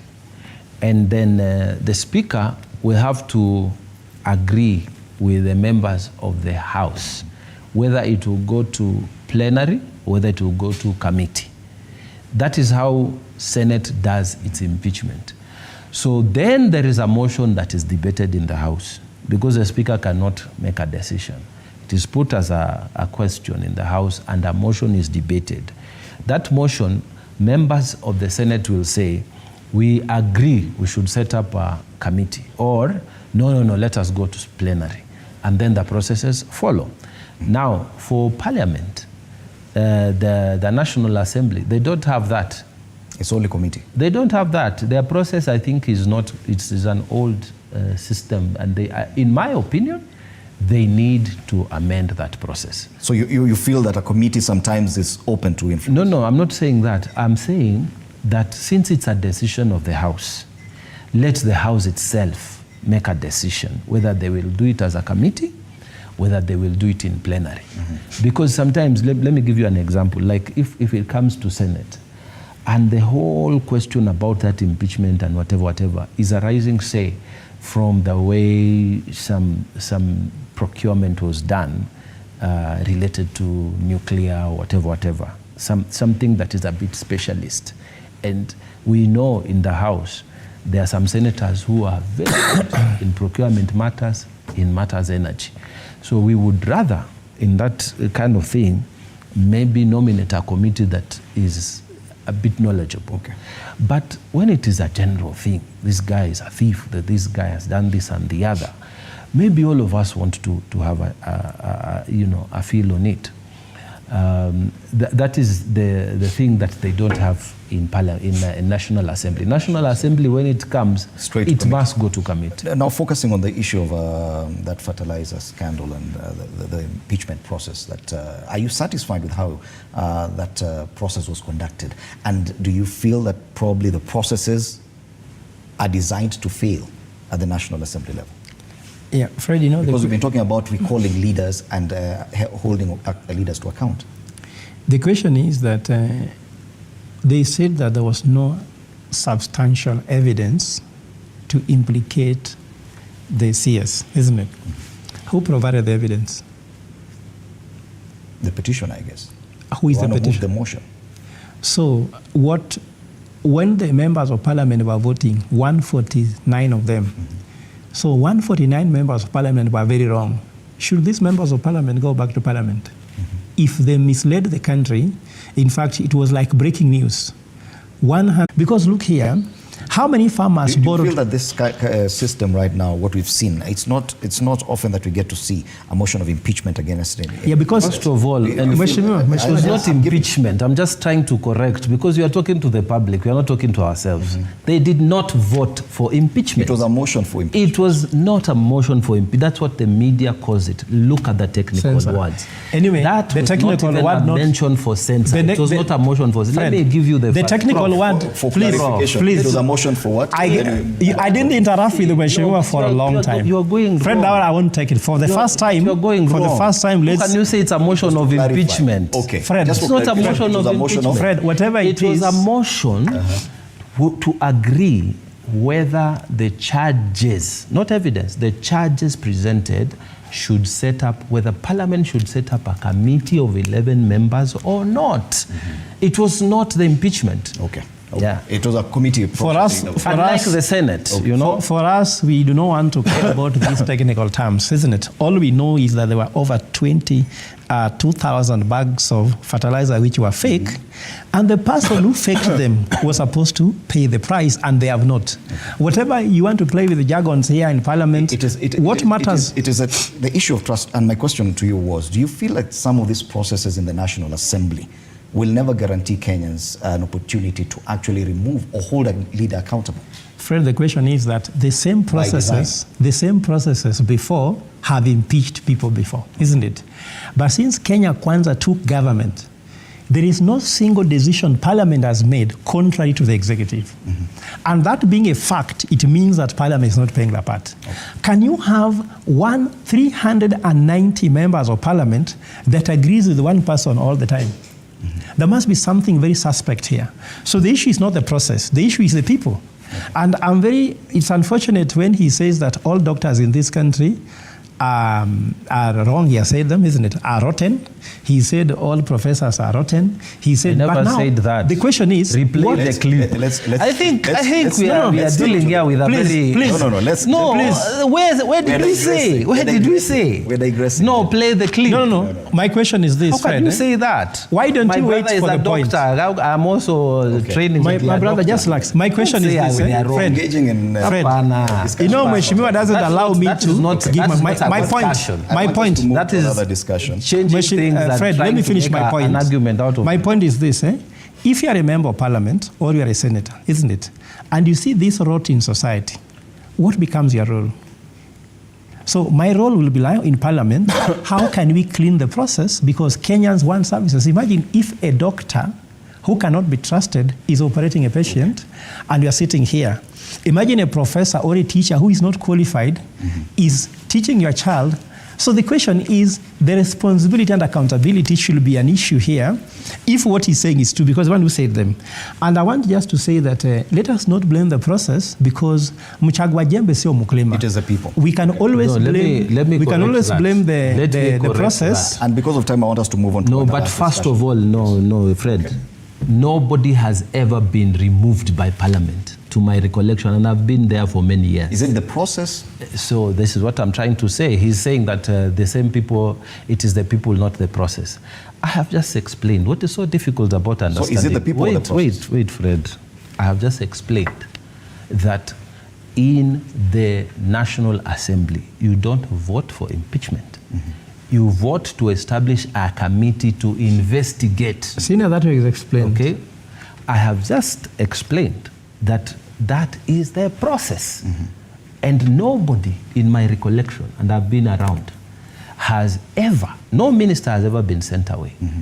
What has happened in the past is that, I remember, because we were in Kibaki's administration, he made an announcement that the following must step aside as investigations are carried out. It was not the members of Parliament.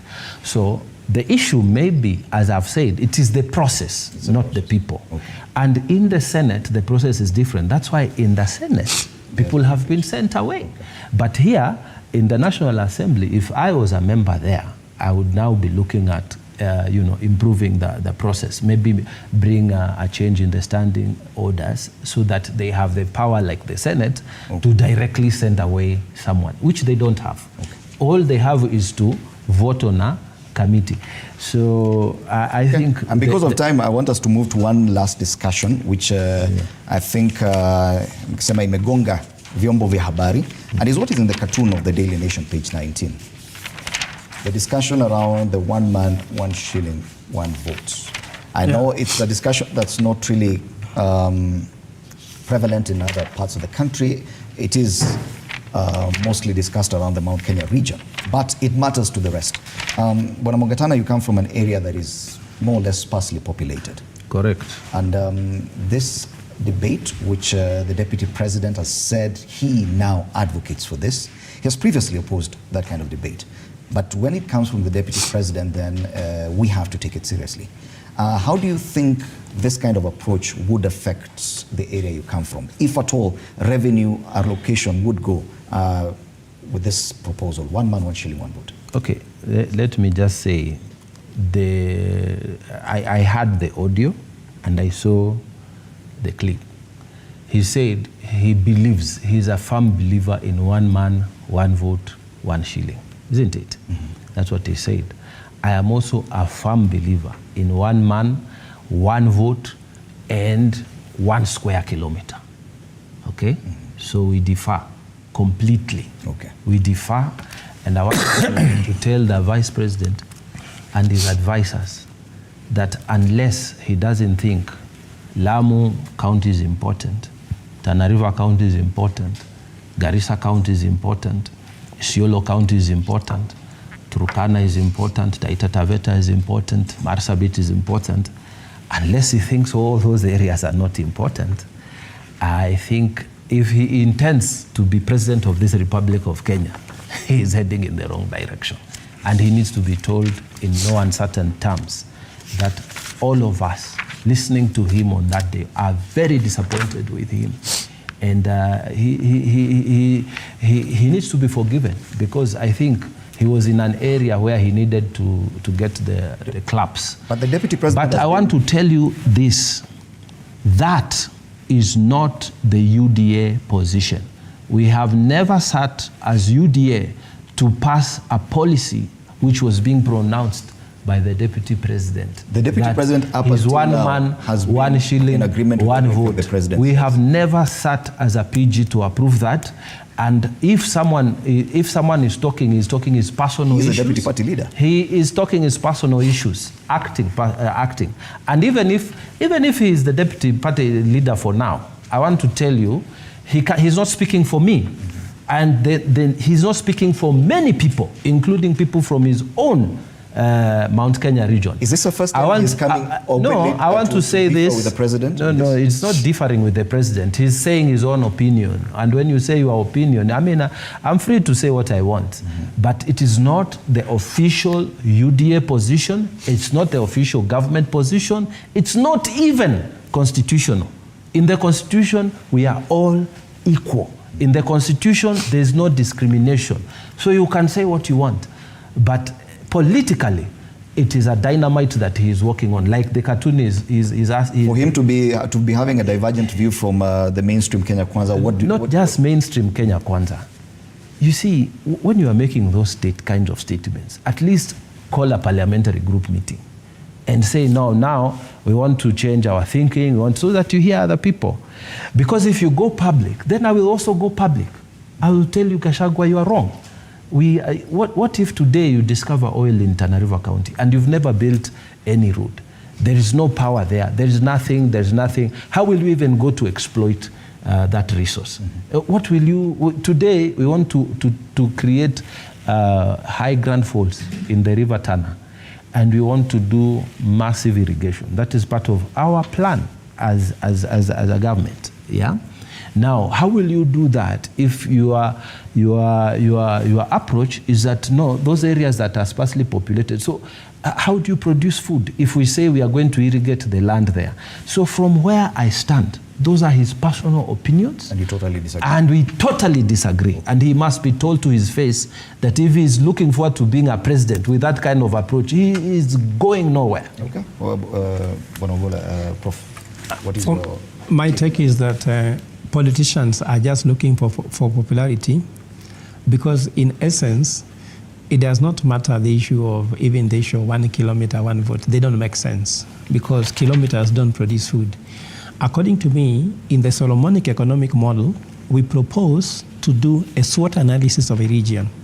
For example, you can go to Tana River, where Mheshimiwa comes from.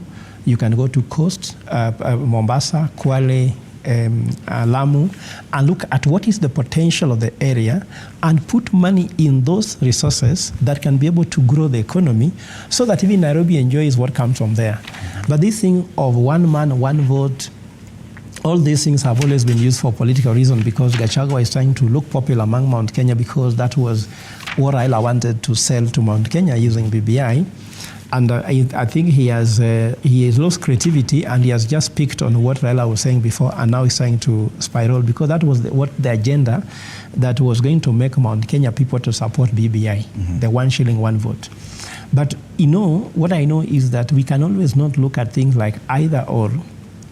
As leaders, we can look at how can we ensure that the regions which are now having sparsely populated regions like, let's say, Tana River, Northeastern, still benefit, even if, because I see a road built by World Bank through Garissa to Moyale, and there was an equation when I was advising Kenha that why do you build a road? How many vehicles will pass here? But when you say that, how will they pass if there is no road? So does the road come first before the vehicle? Because even in strategy, they say you cannot be able to supply if there is no demand. But the fact that there is no supply, who will demand what does not exist? Okay. So there is a way we have to look at this economically by looking at the economic region. For example, you go to Kwale, you look at the base titanium which is there. You come to Tana River, where people are doing mining, and Taita Taveta, which people are doing mining, and there's a lot of opportunities there for trade also. So let's go more on what can grow the economy and mix this thing, because you can do a cocktail. You can't say we are going to take juice for orange only, or we shall take pineapple only. There's a way on which each and every area has different approaches we can give, because you cannot use the same thing for Mount Kenya and you go apply it for Tana River. Let's look at it politically now, away from the economics, because this is it's a huge turnaround. About turn by the deputy president. He was very quiet. In fact, when President William Ruto was in Sagana, there was this agitation by the members from that region. That debate was cut short, and the agreement was we shouldn't go that way. But now we're seeing, and this is captured, I think, on the front page of the Standard, where they say that Ruto is getting a dose of Uhuru's bitter pill, and they compare this with at the height of his second term, a frustrated President Kenyatta publicly complained about how his deputy was forever campaigning and neglecting his role. Now, during this year's Labor Day, it was President Ruto's turn to take a swipe at leaders he said were always seeking popularity instead of serving Kenyans. And one may say that this pronouncement by the deputy president has a lot to do with his own popularity in the Mount Kenya region. Politically, it may work for him there, but what cost does it have to the president? Okay. Me, I get very angry when this thing of 1 man, 1 vote and whatever, and maybe sometimes I get more angry. Let me tell you, in 1963, this man called Tom Mboya, he was the Minister for Economic Planning. He brought a paper, famed or infamous sessional paper number 10. And in that one he said, as a policy, the nation of Kenya, which was new at that time, should invest in areas that have potential. Okay? So since 1963 to date, that policy has been, if you want to build a road, no, not in Tana River County. Let us build it in what they call high potential, maybe tea growing areas, coffee growing areas, and such other thing. His thinking was, we will have a return on this, but in the other areas, we will never have a return. So as a result, you'll find Nairobi, Kiambu, Kericho, and these other places that are bringing in Kitale and so on, they're bringing in food, who are given more consideration at that time. So if at this time we are only saying, let us now be fair, like the example which was being given by the DP, that Ruiru has 300,000 voters and other areas have 14, why should they get the same CDF? The question is, in 1963, they were pumping money to Ruiru. There was nothing in Lamu, nothing.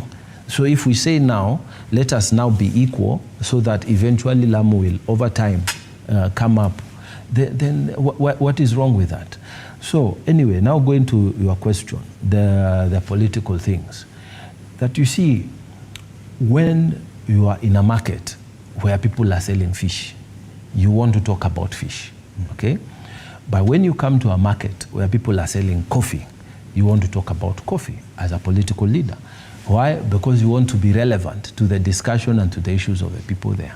So he was in Embu, where he believes that if he talks like that, the people will support him, okay?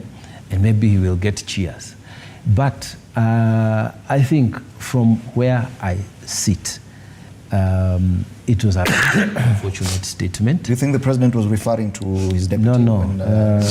I'm coming to that. First of all, that statement, the Gachagua thing was coming after the Labor Day. And that statement, the president has been very consistent on it. And I remember in one of our parliamentary group meetings, and not even one, but the last one, he talked about it, and in private he has talked about it, and I have the fortune of also having those private conversations with him. He is persistent and consistent, saying, we are not in campaign. Okay? We don't have to be popular now. Do your work. Do your work. We are governing. Okay? So don't go for the claps. Don't go for popularity.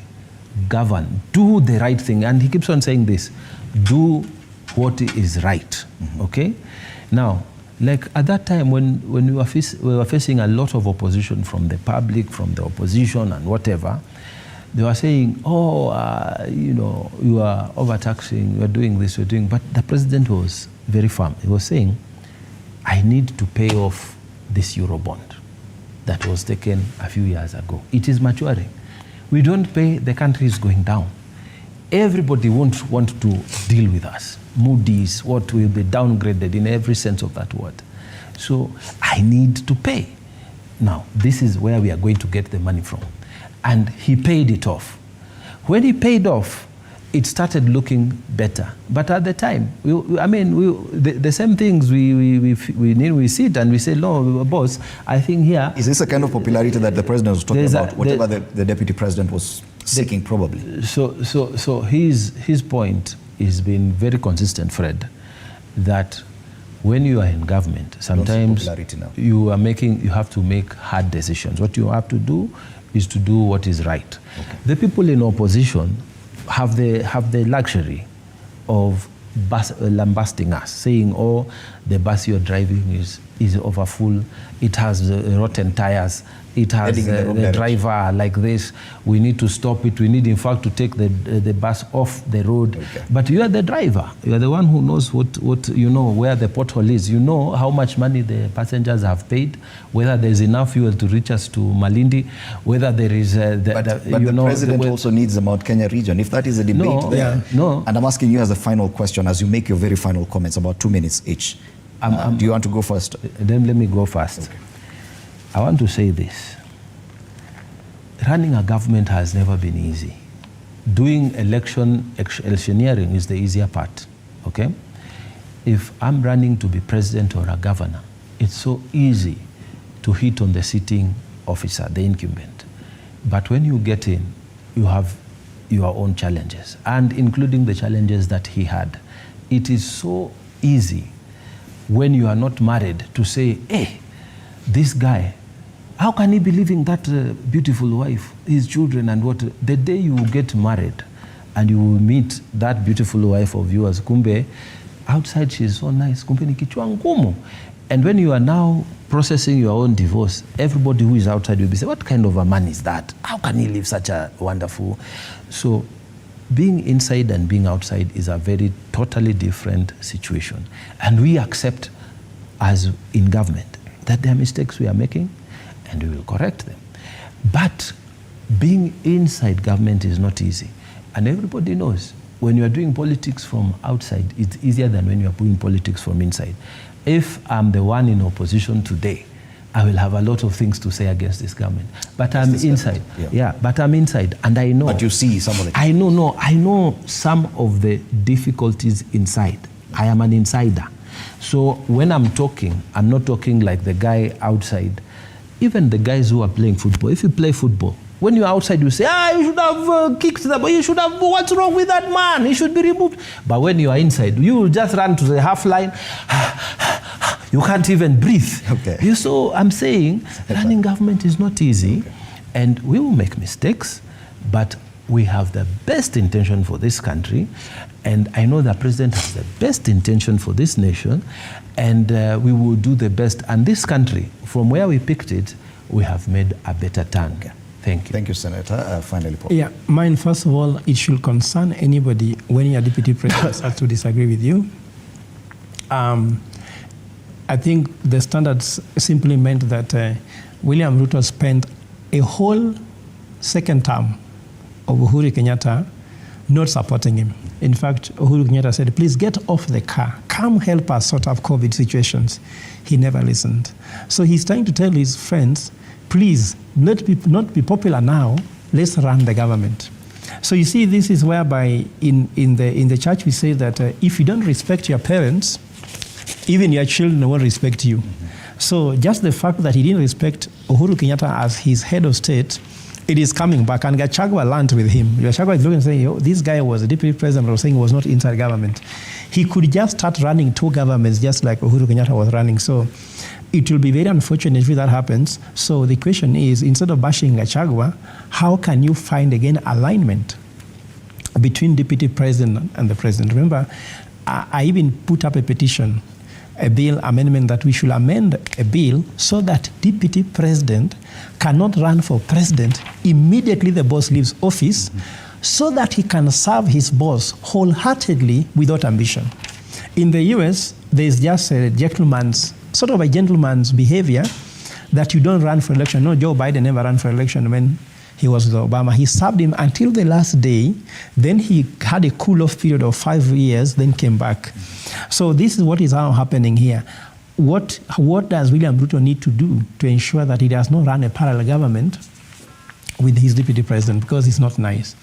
Fortunately also, people never voted for Gachagua. The Mount Kenya, he says, they never voted for him. Those people voted for William Ruto directly. Mm-hmm. It is not the love of Gachagua from Mount Kenya that gave William Ruto the votes. William Ruto was even looking like Mount Kenya. Remember the whole stories about Muriege, those things. He could speak like the Mount Kenya people. He had been going there a lot. So maybe these does not worry him. Okay. But how do you contain Gachagua to support you in government? And to sum it up, as far as I'm concerned, Kenya Kwanza has been given enough time. They are no longer a new bride in town. They have stayed here enough. If they still do not know what to touch in the economy or in healthcare, in education, to work, simply it summarizes all. They ran a fake campaign on the bottom up. They formed a fake government, a fake cabinet. Look at the passing, the cabinet which is there. Now we are feeling all the smell of the fakeness in everything, and it's affecting Kenya. That's why for us as Linda Jamii, we are putting up a petition, a bill called Debe Kable ya Debe, that we cannot wait for forever. Okay. That the president needs to be recalled because we have enough time to know that he won't get it right. Professor Thank you. Fred Ogola, economic and governance expert, and Danson Mungatana, Senator at Tana River County. Thank you so much, gentlemen, for your very well-considered opinions on this matter as we look at the state of the nation and the headlines that matter. Quick to our editorial comment. Now, the allegations of undue influence on parliamentary committees, particularly concerning the exoneration of CS Mithika Linturi in the fake fertilizer scandal, strike at the very heart of democratic governance and accountability. These claims, if proven true, represent a serious breach of trust between elected officials and the citizens they represent. The National Assembly, as a key pillar of our democracy, must be beyond reproach. It is meant to serve as a forum for robust debate, thoughtful deliberation, and impartial decision-making on matters of national importance. Any perception of impropriety within its walls undermines the very essence of its existence. Allegations of bribery or coercion in the Select Committee tasked with investigating the motion to impeach or for the removal of the CS, a government official, are not to be taken lightly. They raise significant concerns about the independence and integrity of parliamentary proceedings. If members of such committees are susceptible to external pressures or undue influence, it calls into question the legitimacy of their findings and decisions. Furthermore, these allegations come at a time when the National Assembly has already faced criticism for being too closely aligned with the executive branch of government. In light of these serious allegations, it is imperative that a thorough and impartial investigation be conducted. The member who made the accusations should be urged to provide evidence to support the claims, and the Speaker of the House must ensure that such an investigation is carried out promptly and transparently.